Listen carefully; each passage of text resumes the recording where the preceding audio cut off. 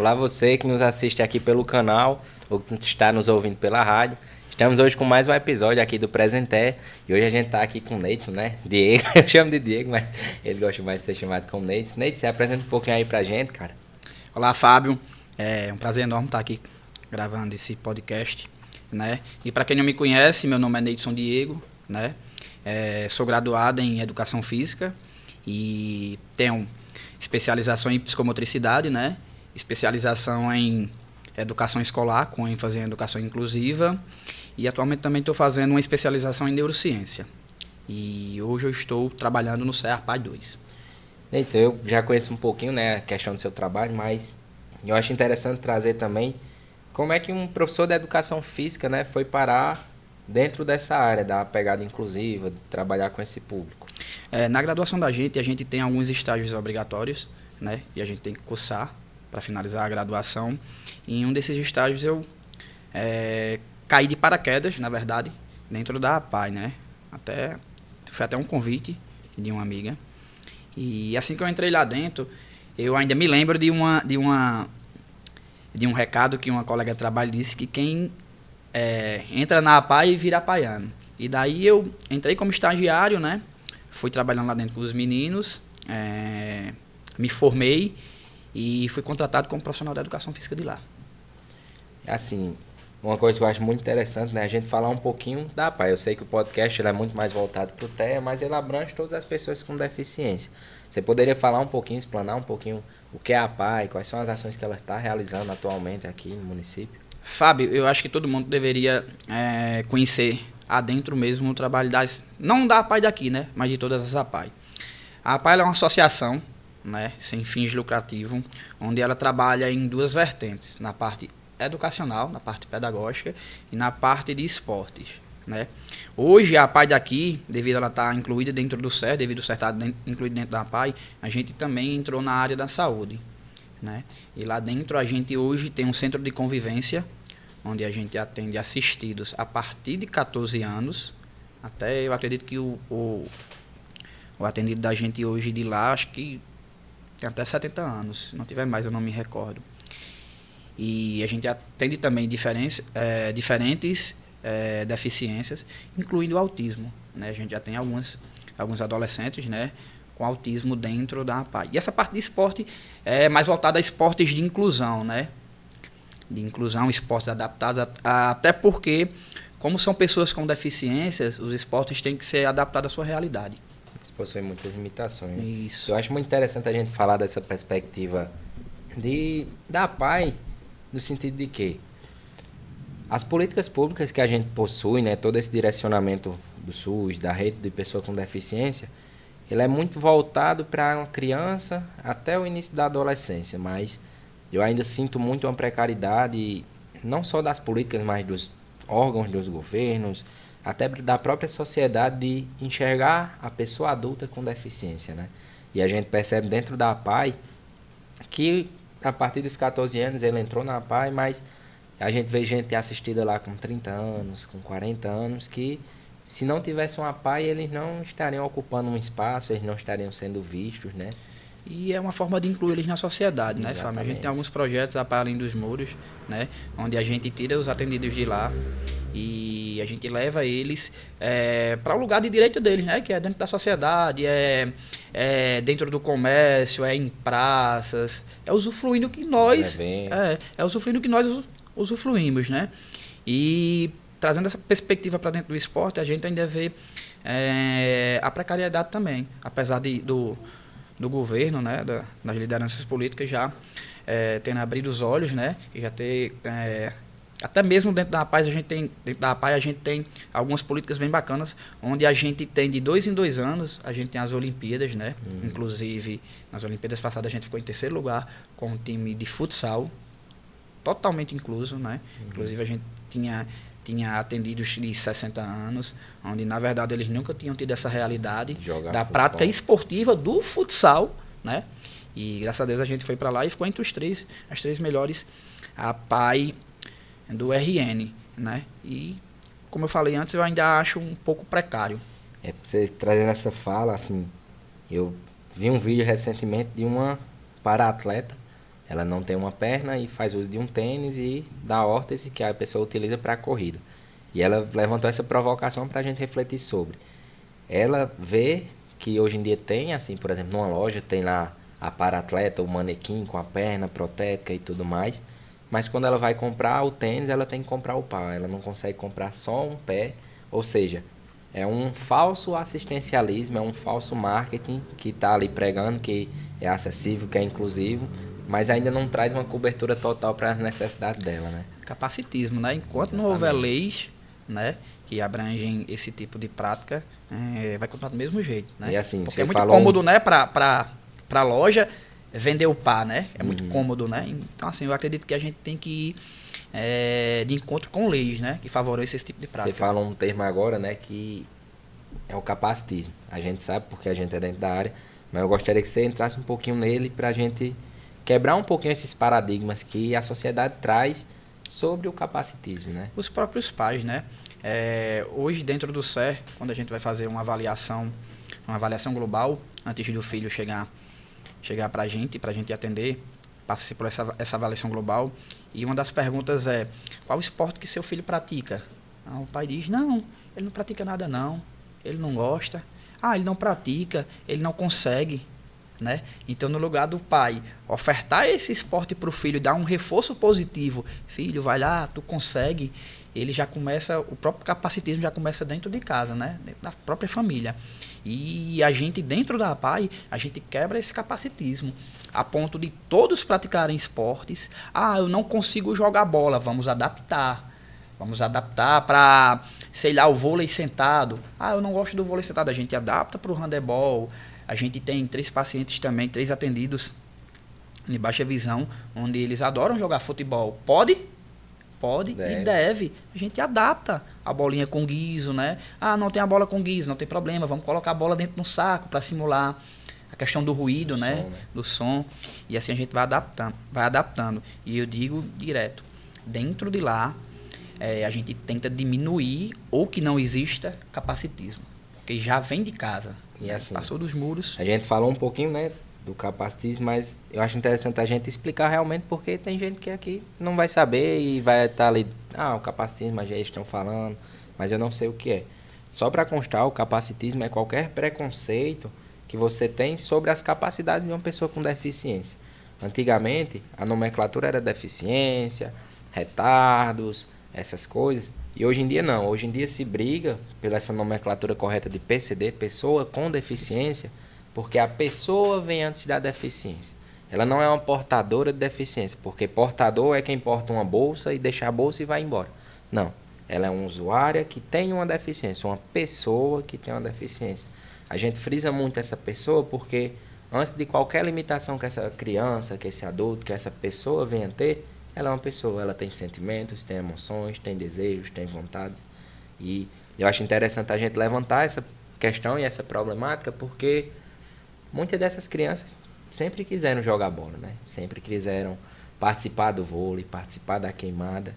E até mesmo dentro das próprias escolas, ele não é obrigado a participar da educação física, ele às vezes é convidado a se retirar, né? E eu acho interessante a gente ter a perspectiva do professor para a gente trazer uma ótica do outro lado também, né? E que se a gente pesquisar, agora a gente terminou as Olimpíadas, né? A gente vai entrar para as Paralimpíadas. E se a gente pesquisar a fundo, cada atleta que vai estar lá, né? Eles passaram por isso. Mas alguém, né? Sei lá, o treinador, a escola, a própria família, o pai, a mãe, eles quebraram esse capacitismo e conseguiram ofertar esse esporte de qualidade para o atleta, né? Porque antes de ser atleta, você é aluno, né? Antes de gostar, você passa por várias frustrações, né? Até se adaptar ao esporte, mas alguém conseguiu ofertar isso para eles. E o mais interessante é isso, a oportunidade que foi dada a eles, que foi ofertada para eles poderem se submeter e se proporcionar a gostar também. Porque até quem é tipo, quem é natural, quem não tem nenhuma deficiência, quando começa a jogar, tem esporte que a pessoa tem mais aptidão e tem esporte que não tem. Mas tem uns que você gosta mais e se debruça mais para desenvolver essa aptidão. E é interessante a gente olhar isso porque cada pessoa vai ter um esporte que gosta. Assim. Apesar de ter gente que diz, eu não gosto de vôlei, eu não gosto de futebol, que queimada, o que é mais ofertado nas escolas, por exemplo. Sim. Mas é uma pessoa que se dá numa corrida, é uma pessoa que se dá numa natação, num beach tênis. É porque lá na APAI, eu estou trazendo para a realidade da APAI porque é a realidade hoje que eu convivo mais, né? Por que os meninos gostam tanto? Porque lá dentro o esporte ele é ofertado como não uma competição. Existem as competições internas? Existe, mas a gente tenta trazer, tirar essa parte exclusiva, né, do esporte, onde consegue excluir a maioria das pessoas. Por quê? Porque quando você torna competição, eu vou levar quem? Eu vou levar os melhores, né? Então, se eu tenho 4 cadeirantes, eu vou fazer uma competição de bocha, eu tenho que escolher no mínimo 2, né? E os outros 2, né? Então, a gente tenta não trazer essa questão dessa competição. Até porque nas Olimpíadas da APAI, a gente tenta levar o maior número de atletas, né? E a competição lá é uma competição onde todos ganham. Existe primeiro, segundo, terceiro, via pódio, mas todos ganham medalhas. Então, assim, eu não consegui atingir o índice, não tem problema, você vai ser medalhista. Daqui é só medalha. Então, a gente tenta não excluir essa parte da exclusão. E isso, a gente tenta tirar ao máximo. E eu acho interessante a gente trazer esses posicionamentos, porque muitos pais que estão nos ouvindo, às vezes eles podem ter um filho, um primo, um sobrinho que tenha alguma deficiência que nunca enxergou o esporte como um caminho para uma inclusão, né, social. Porque no lugar de ver a potencialidade do indivíduo, né, do filho, ele só vê o que ele não pode fazer. Ele é cadeirante, ele não consegue jogar bola. Consegue, por que não? E a mão? Né? Ele não consegue jogar bola, mas consegue, existe a bocha adaptada. Então vamos procurar a potencialidade de cada um. Antes de dizer eu não pode. Trazendo um pouquinho já para o autismo, assim, entrando em outra especialidade. Hoje a gente vai ter muitas especialidades para falar, né? Currículo amplo. Mas a questão da psicomotricidade, né? Do exercício e do movimento alinhado à terapia de uma criança com autismo. Eu queria entrar um pouquinho dentro desse assunto, assim. O que é que você pode trazer para a gente sobre a importância? A psicomotricidade, ela é uma ciência. Antigamente ela era uma disciplina, né? Hoje mais não, devido a tantos artigos científicos, hoje ela é uma ciência. Onde ela estuda o ser humano através do movimento. Né? O ser humano ele tem que estar se movimentando. E em contrapartida, a gente consegue ver a questão afetiva, emocional, cognitiva e ainda entrando um pouquinho na sensorial. Então, olha aí a vasta gama que a gente consegue trabalhar dentro da psicomotricidade. E trazendo para dentro do autismo, a gente consegue, dentro dessa terapia também, colocar habilidades sociais. Né? Porque um dos entraves do autismo, né, é a questão da habilidade social com outros pares. Então, a gente consegue também entrar dentro dessa vertente.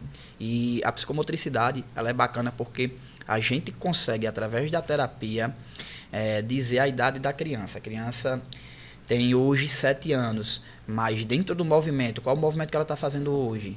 E a gente já tem alguns testes que a gente consegue aplicar, onde a gente diz, pronto, hoje ela está com a idade motora de uma criança de 5 anos. Porém, a idade cronológica dela são 7 anos. Então, a gente vai trabalhar o máximo para que a gente chegue ou na idade, né, ou perto da idade. Isso mostrando alguns relatórios para os pais, tanto qualitativo quanto quantitativo. Olha, pai, estou conseguindo, sua criança chegou aqui, ela tinha problema em pular, né, consequentemente, ela não sabia saltar, ela tinha muita dificuldade na apraxia fina, ela não conseguia dar um nozinho no sapato, né? A letra dela era muito grande, saía do espaço da folha. Então, tudo isso são vertentes da psicomotricidade. E eu acho massa, assim, essa pegada, porque as pessoas desassociam muito o movimento da utilidade física, assim, no sentido de praticidade, de eficácia e eficiência. Por quê? No autismo, o que é que acontece? Geralmente é uma criança que tem um motor ali, não é o melhor, mas é uma criança que anda, funciona e tal, e que não fala. Chega mais por características assim patológicas que trazem prejuízo social do que o movimento em si. Só que quando você vai avaliar esse movimento, você pergunta ao pai, ei pai, e o movimento? Ele, não, ele caminha, anda, senta, tal, não sei o que. Ele diz, amarra sapato, não amarra. Pega no lápis, não sabe pegar no lápis. Esbarra, cai, sabe? E eu acho legal a gente trazer isso porque é uma reflexão, né? O movimento em si, o motor em si, ele é muito importante. E ele é muito negligenciado, principalmente dentro do autismo. E ele não é só andar, né? Não é só sentar, né? E geralmente nas minhas avaliações, quando eu faço, eu tento entender com quantos anos essa criança deu os primeiros passos, né? A questão, se ela foi estimulada, porque a gente pega muita criança hoje pandêmica, né? Criança pós-pandemia, onde realmente foram negligenciadas, né? Até pela própria pandemia. Contexto, pelo né? contexto, Da pandemia. né? Isso. E a gente tem que entender o porquê. Às vezes, Fábio, só falta de estímulo. Às vezes é só falta de estímulo. Às vezes é meia horinha o pai pegar essa criança e levar para uma pracinha. Às vezes é 20 minutinhos do brincar, né? Que quando a gente traz isso para a psicomotricidade, o brincar é muito importante. Né? Quando você analisa uma criança que tem um brincar funcional, praticamente ela vai ter um movimentozinho mais completo. Né? Nem que seja na praxia fina, entendeu? Porque ela precisa usar os brinquedos. Isso pega muito porque entra naquela questão dos pais terceirizarem muito a obrigação e responsabilidade do desenvolvimento do filho para os terapeutas. Chego com meu filho, ó, digo, meu filho aqui ele não anda. Toma que é teu, resolve meu BO e vida que segue. E às vezes eles acham porque, eu não tenho competência, eu não tenho capacidade, sendo que é como você falou, não é que você vai parar a sua vida, vai parar de trabalhar, parar de fazer suas coisas para estimular o seu filho, não. Mas aqueles meia horinha que você chega do trabalho, fica no Instagram, deixa o celular de lado, senta com seu filho, vai lá conversar, lê uma historinha, pega um carrinho, vai jogar uma bola, sabe? E entra muito nessa pegada do autismo, de tipo, falar do que ele não consegue fazer. Mas eu dou uma bola a ele, ele não sabe chutar, ele não pega. Só que se você for correr, a criança é a melhor corredora e passa o dia correndo, né? Mas ele não consegue analisar aquilo porque ele não está com a criança, né? Exatamente. E não existe terapia. Não existe terapia que dê resultado se os pais não estiverem junto com o terapeuta, né? Tem que estar alinhado. Até porque, quando a gente traz para a realidade do CEA, a gente só tem 40 minutos de terapia, né? Sendo que as outras 23 horas a criança vai estar ou em casa ou na escola. Ou escola e casa, né? Então, essa competência ela tem que ser dividida. E o pai tem que entender, lógico, sem cobrança a gente não vai cobrar, até porque também a gente entende a realidade dos pais, a gente entende que é muito difícil, né? A gente entende que tem uma sobrecarga de trabalho, né? Dos afazeres diários da mãe, mas a gente tenta que eles entendam que 30 minutinhos, 1 hora, todos os dias, vai surtir um grande efeito. Porque pegando aí 1 horinha, né? Parou no dia... 1 vezes 7 na semana já é 7 horas. 7 vezes 4 já dá 28. Já são 30 horas de estimulação a mais que aquela criança teve porque o pai decidiu passar 1 horinha brincando com seu filho. E eu acho legal quando a gente fala sobre a importância de orientação familiar, porque muitos profissionais eles se encontram na situação de que estou fazendo aqui o meu 40 minutos, 50 minutos, beleza, fiz minha parte. Não. Você que é profissional, você tem a obrigação de levar informação, de promover saúde. Não é só tratar e prevenir doenças, mas promover saúde através de uma orientação parental. Tem pai que não sabe brincar. Eu já peguei um pai, eu disse, como é que você brinca se eu fiz? Eu não brinco, não. Mas você não brincou? Não, eu não sei brincar, não. Mas você não teve força, não? Não, não tive. Trabalhava desde pequeno. Eu, enquanto profissional do movimento, eu tento também entender a realidade do pai. Pergunto quais são os hobbies dele, voltado a esportes, voltado a atividade física. O pai diz, eu gosto de jogar bola. Massa, pai, joga bola com teu filho. Eu gosto de correr. Pronto, tira 10 minutinhos, leva para uma praça, vai correr. Eu gosto de nadar. Leva teu filho para natação. Né? Não existe um esporte ruim para a criança. Não existe. Existe esportes onde vai ser precisado se adaptar para a criança. Mas se o pai conseguir inserir ele dentro da rotina, e eu falo da rotina de movimento, né? Da rotina de esporte, da rotina do brincar, os benefícios vão ser excelentes, viu? E pronto. A gente falando assim sobre isso, gera aquela questão, né? Qual o esporte mais adequado para uma criança com autismo? Que é a questão que todo mundo acha que tudo tem que ser prescrito, tudo tem que ser o melhor, mas entra na questão da singularidade do espectro, né? Isso. A gente tem que entender, e quando ela não tem hiperfoco para o esporte, né, a gente tem que entender qual gostar. E eu faço uma breve reflexão para os pais que estão em casa. Você gosta de quê? Eu gosto de musculação. Mas eu não me sinto bem no esporte. Então, tenta ofertar isso para o seu filho. Leva numa aula de judô. Não deu certo no judô. Vou levar numa aula de karatê. Não deu certo. Leva para o balé.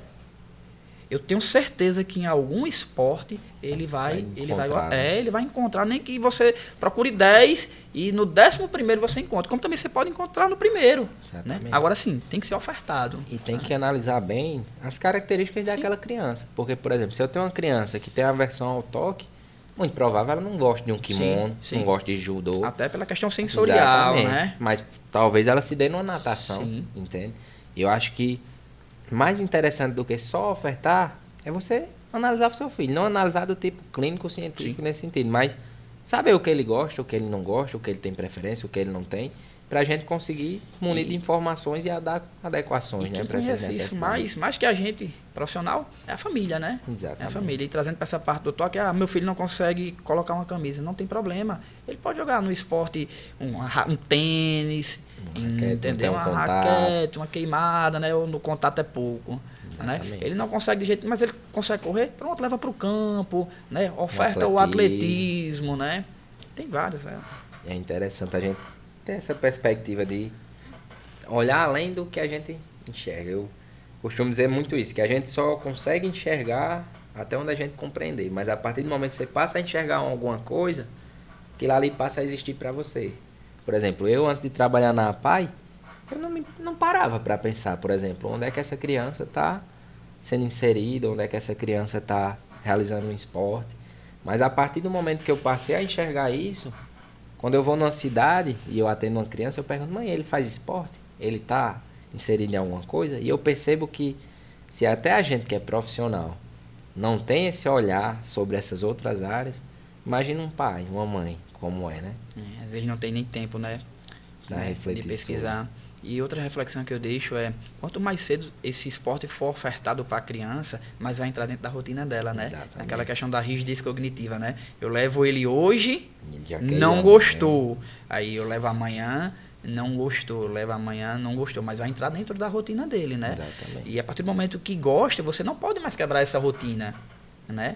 E isso também, Fábio, serve até para um desafogo do pai, né? Naquela horinha, naquela meia horinha que o filho estiver lá dentro do esporte, o pai também já pode, né? E fazer o exercício outra dele, coisa, isso, o pai, a mãe, né? Eu falo muito sobre isso, sobre o autocuidado, não só da paternidade, maternidade atípica, mas na paternidade e maternidade em geral. É muito fácil você na rotina, nas cobranças, na demanda, se deixar de lado.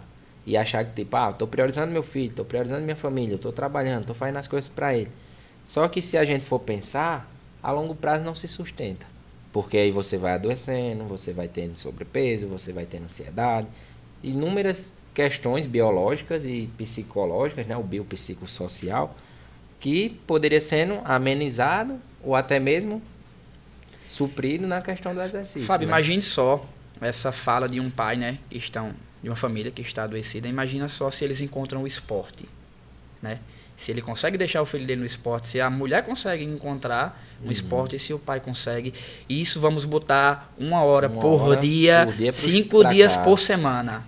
Olha como iria ser bacana. Se transforma em outra né? família. E eu trago até um relato de um pai que eu estava com o filho na terapia, né? E o filho viu a questão do golfe, né? Disse, tio, será que a gente poderia fazer o golfe? Aí eu disse, vamos. Adaptei, fiz lá o circuitozinho motor com o golfe. E o filho dele estava desregulado em casa, né? E do nada, ele pegou um cabo de vassoura e ficou batendo numa bolinha e fez o que? Se regulou. Ou seja, até na questão da regulação emocional. Da regulação emocional, a gente consegue intervir dentro do esporte. Porque a partir do momento que aquilo se torna algo bom e prazeroso para aquela criança ou para aquele adulto, ele vai ter aquilo como uma fuga do estresse, um jeito de se acalmar, né? Eu mesmo, se eu não for para academia, ansiedade ataque, eu não me regulo também. Da mesma forma que eles vão achar mesmo, né, deles mecanismos. Porque hoje é um hábito, né? Exatamente. E quando a gente traz esse hábito para dentro de casa, esse hábito esportivo para dentro da família, é muito difícil você não ir unir. Quando você não vai, sua dopamina já dá uma bate baixada. na cabeça, bate uma bad. E quando chegar nesse nível, é porque tá legal. Exatamente. Tá legal. Porque o organismo já se adequou para aquilo ali, né? E entrando um pouquinho agora na outra formação dele, né? Nessa questão da perspectiva da educação inclusiva. Como é que o esporte ele pode estar ajudando dentro da escola a promover essa inclusão? Fábio, antes de eu entrar na APAI, eu fui também professor estagiário em uma determinada escola daqui de Currais Novos e graças a Deus dentro dessa escola a gente não tinha essa questão de exclusão não, muito pelo contrário, a diretora batia muito na questão dos professores em adaptar as aulas para os alunos e tem que ser assim, as aulas elas têm que ser adaptadas para os alunos e eu entendo que o professor regular, professor de sala de aula, ele não lidar com uma criança como eu estou na parte clínica, né? Ele lidar com, sei lá, 30 crianças típicas e mais 4 atípicas. E assim, como se pode trabalhar? Adaptando as aulas. Eu vou fazer uma aula só para os 34 alunos, só que dentro dessa aula eu consigo fazer com que as 4 crianças atípicas façam a aula de maneira incluída, de maneira com a sua individualidade, mas trabalhando com as 34. Aí isso aí eu estou excluindo ou estou incluindo? Eu estou incluindo 34 com 4. Eu lembro de uma chargezinha que eu vi que tinha uma escada e uma rampa.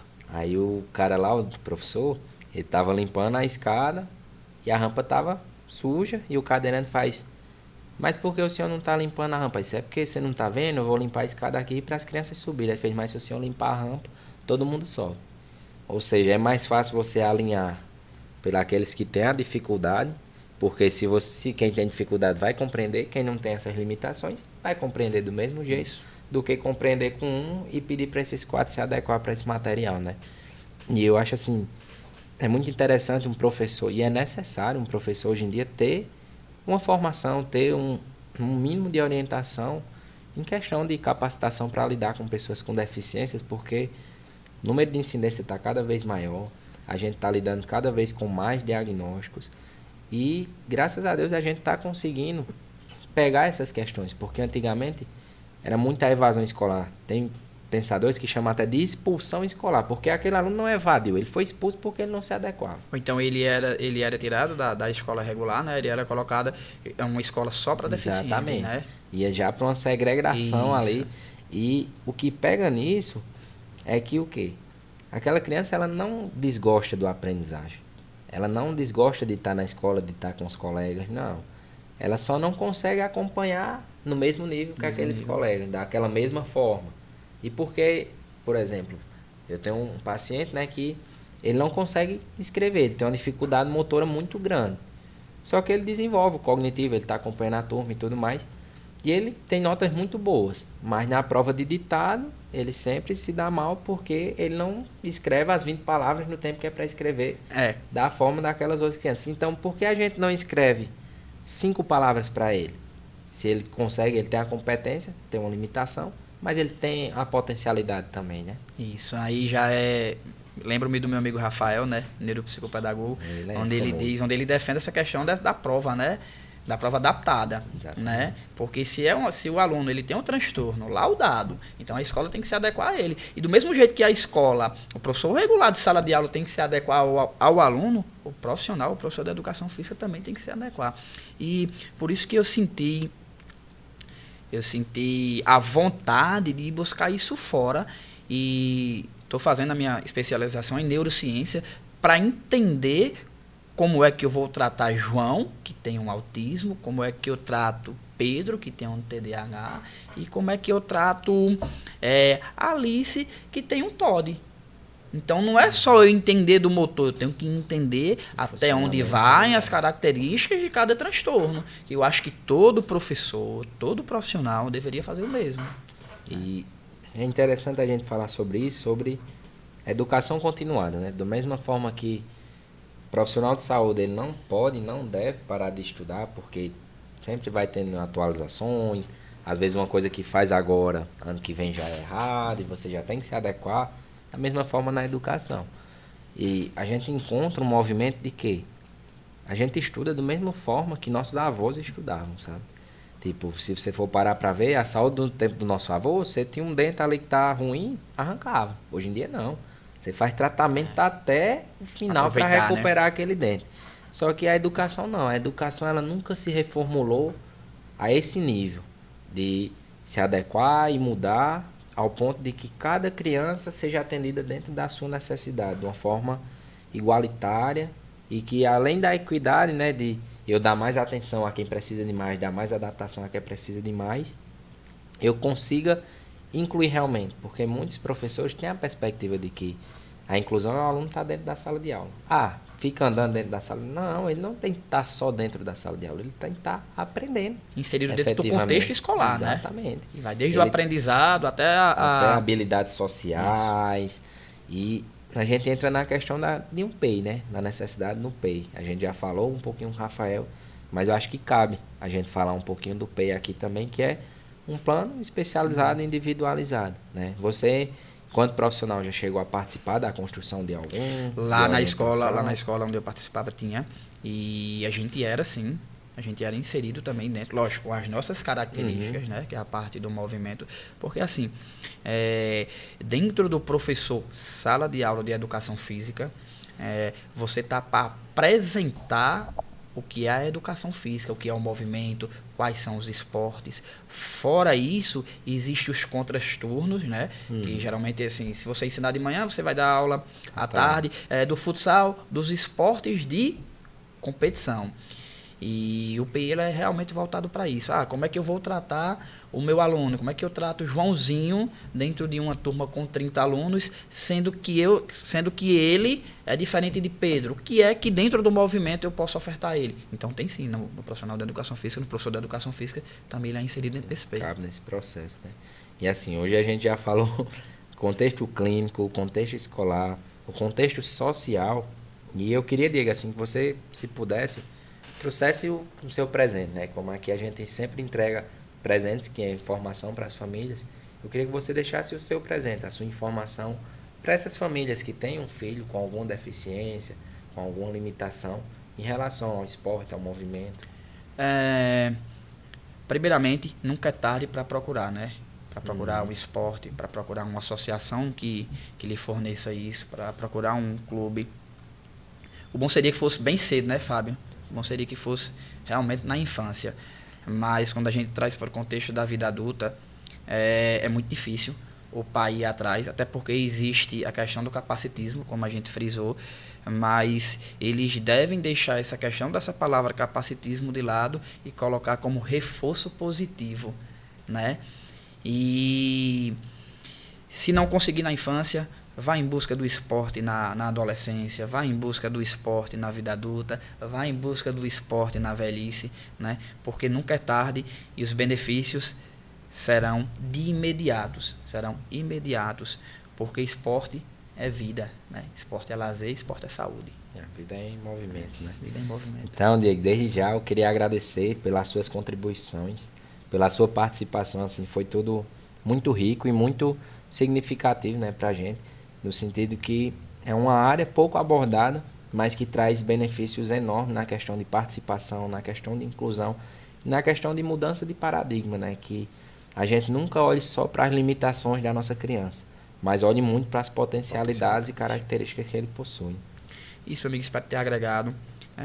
Espero que não essa mensagem, mas a mensagem de todos os podcasts aqui gravados, eles ganhem o Brasil, ganhem o mundo, porque muitas vezes os pais não têm tantas condições de procurar uma clínica, né? Não consegue também ser ofertado pelas diretrizes do SUS, mas isso aqui serve também de um alerta, né? Até mesmo de uma forma de uma educação contínua para os pais trabalharem dentro de casa, né? E para minha satisfação fazer parte desse projeto e até logo, né? Até o próximo, vamos ver, vamos ter muitos ainda por aí.